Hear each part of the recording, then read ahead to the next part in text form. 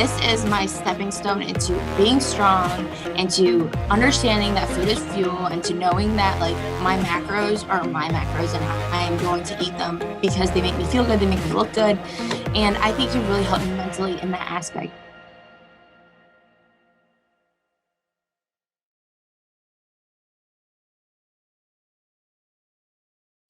All right, guys, I'm here with Anna, and we're our next topic, which is being uncomfortable. And Yeah.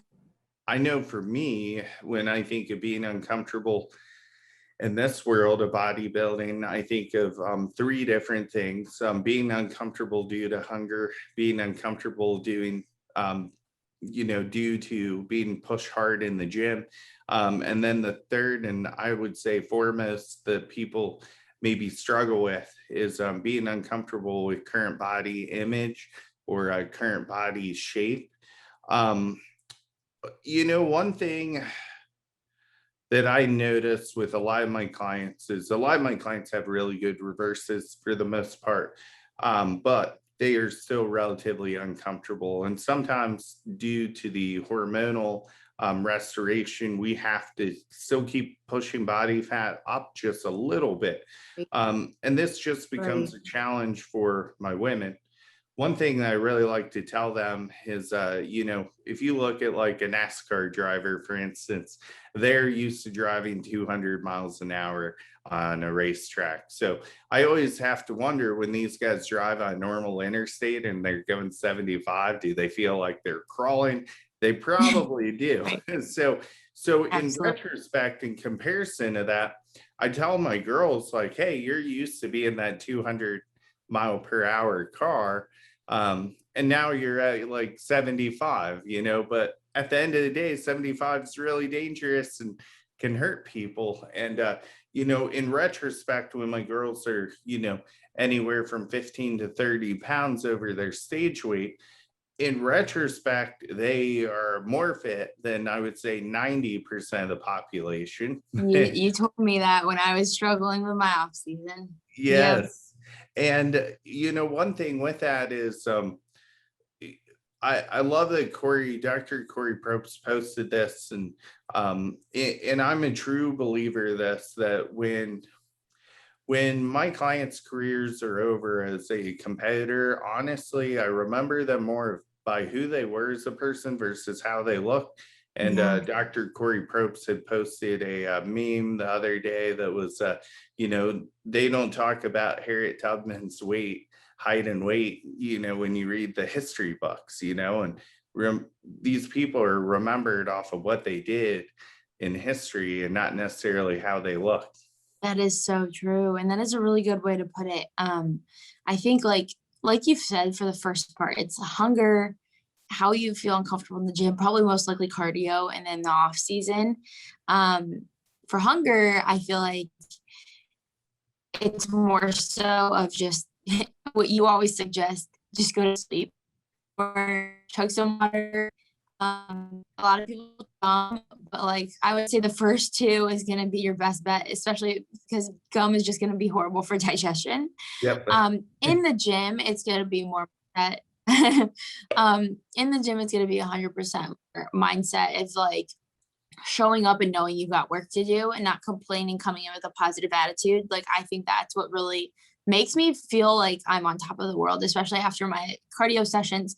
Like I get such an endorphin high because I'm like a psycho, but when I'm on cardio, like I don't need to listen to music. I don't, watch anything. I don't need my phone. Like I just envision being on stage. And that's what keeps me away from the discomfort that comes with doing hours of cardio. And in terms of off season, I would say this one I struggle with the most. Reflecting back on my last off season, we have to push it a tad far. And I think it was very healthy for me that you made me go past my comfort zone because I do think it's going to set us up for this season. But I remember just like being on the phone with you and I was like, I feel horrible. And like this in college, it's hard to go party and find things that like fit you and things that like look as like you have like such a mindset of like, oh, this is my clothes, this is what I have, I'm not going to buy any bigger sizes, and I'm going to try to fit into them. And that is probably the most negative thing you can do to yourself, because you get in these jeans and then you try another pair of jeans and they just don't fit, and you're just like, okay, well, that sucks. Like, what am I going to do now? I'm not going to go to the party because I'm not going to go buy new clothes because I can fit in these and I will fit in these. So that was kind of hard for me because I was like, oh, I just don't look good, so I don't know if I want to go.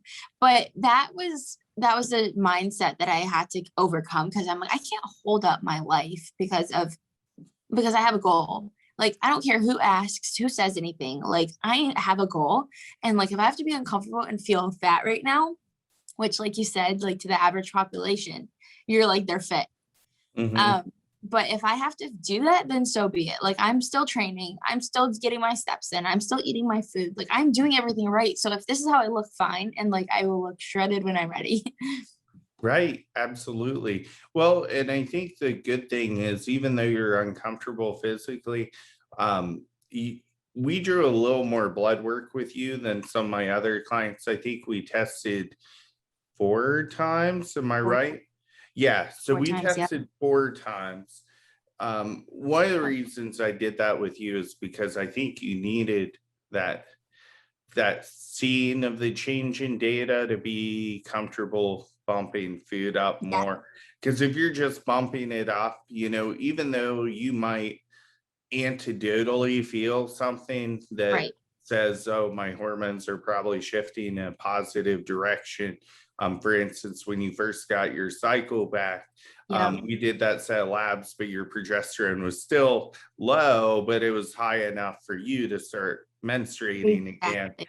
But we still had work to do to get that progesterone level up. And But it definitely. allows you to see, like, okay, even though I'm uncomfortable, I can statistically see from a data standpoint how things are going in my body. And I think you are without a doubt right, because I remember, yeah, our hormones was at the forefront of our minds. We were like, we got to fix this before we enter season, and I'm so glad we did, because I'm telling you, like, we'll go into that in another podcast, but I was feeling horrible. Yep. But seeing those changes on paper helped me like mentally, like it put kind of checkpoints in my progress. And I was kind of fixated to this fact that you're like, okay, maybe we could potentially start prep in April, but we don't know because it depends on your blood work. And so don't take that as like a promise or anything, but I definitely like had that in my head, and I was like, okay, April, I am starting prep, like it's going to be okay. And you're like, nope, we got to push it longer. And like, but you had my best interest. And so I think that was like a little bit like my mindset was a little bit just like degraded at that point, because I'm like, I just hope I make it there. I hope I make it to the finish line. But I'm just so ready to taper back, because I gained 43.6 pounds. Like, that is the most I've ever weighed in my entire life. And granted, I felt like I held it well for like a good period of time because a lot of muscle was put on. Of course, that extra fat has to be put on as well, though, for those hormones. And I am so glad we did that, because I remember just not being able to lose weight, and just so the uncomfortable was worth it. And Mhm. it's you told me something. You said the temporary, oh, I forget what exactly you said, and I always like repeated it in my head. You said it's a temporary investment for a long-term Yeah. outcome. Yeah. Yeah, So yes. it was a short investment for a short investment for a long sustainable outcome. Yep. So, and then one big thing, like on Instagram, I said, you've got to look at this like putting a new roof on your house. So you're going to be doing some things that, you don't really get to see, but your investment's protected. Yeah. And, if I have a leaky roof, I wouldn't want to remodel my living room because the stuff under that roof is going to Yeah. get ruined.